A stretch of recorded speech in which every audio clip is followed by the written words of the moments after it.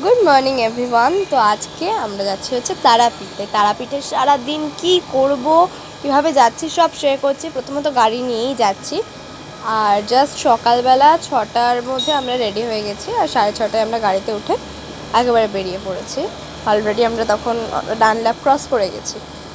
আর hotel কিন্তু বুক করা ছিল না, মোটামুটি আমরা এখানে এসে হোটেলটা বুক করবো বলেই ভেবেছি।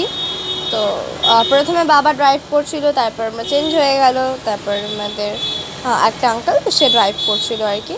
তো আমরা ফার্স্ট হল্ট দিলাম একটা রেস্টুরেন্টে, একটুখানি খাওয়া দাওয়া করলাম, ব্রেকফাস্ট করলাম। তো ব্রেকফাস্ট হয়ে গেল, পরোটা খেয়েছিলাম, ভালোই ছিল, মানে বেশ বড় বড় পরোটা ছিল, আমি সেটা আর ক্যাপচার করিনি। বাকি তো রাস্তা খুব সুন্দর ছিল, মানে হাইওয়ে থেকে যতটা মানে এসছি ততটা যেরকম ক্লিন ছিল, আপ টু ওই যে আমাদের বিশ্বভারতী ওই দিকটাও ক্লিনই ছিল। এইটা বিশ্বভারতীর রাস্তাটা। এবার দেখা হচ্ছে সরাসরি হোটেলে গিয়ে। তো আমি চলে এসেছি তারাপীঠে, আর হোটেল পেয়ে গেছি। হোটেল রুম ঠিকঠাক, মোটামুটি 1 নাইট স্টে আমাদের। কালকে আবার সকাল সকাল আমরা বেরিয়ে যাবো এখান থেকে, জাস্ট ওই পুজো দেওয়ার এই ব্যাপার আর কি। তো পুজো দেবো আমরা হচ্ছে 3:30টার সময়তে। তো এখন এসে ফ্রেশ হবো, রেডি হব, খাবো, দেন আমি ওখানে যাব।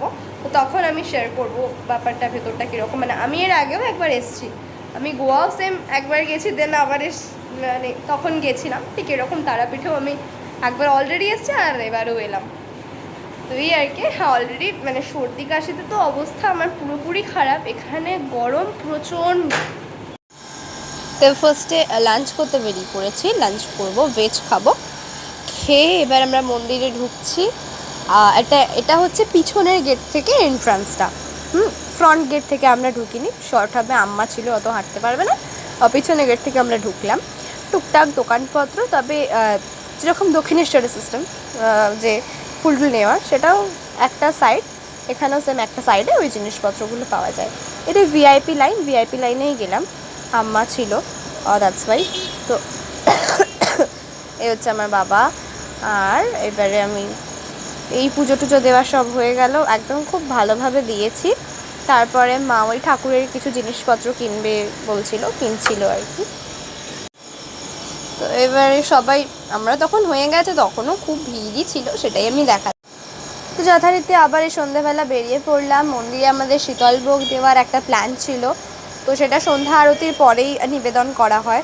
মন্দিরের ক্রেজ তো দেখতেই পাচ্ছেন। তো এক্সট্রিম ভিড় ছিল আজকে, মানে বিপত্তারিণী পুজো আমি আগেই বললাম, আর তার সাথে এত ভিড়।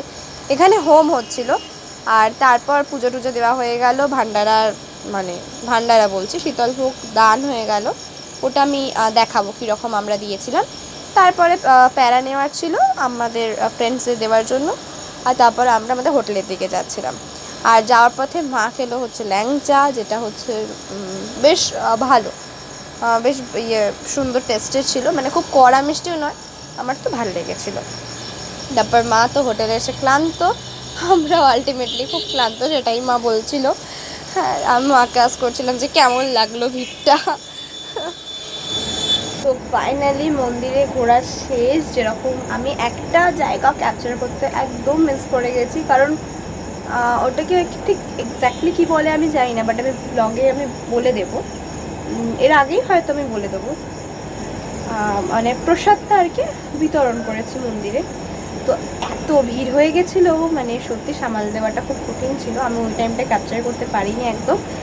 আর by the way, everything done for today. তো আজকের জন্য ঠিক এতটাই, দেখা হচ্ছে নেক্সট টাইম, টাটা।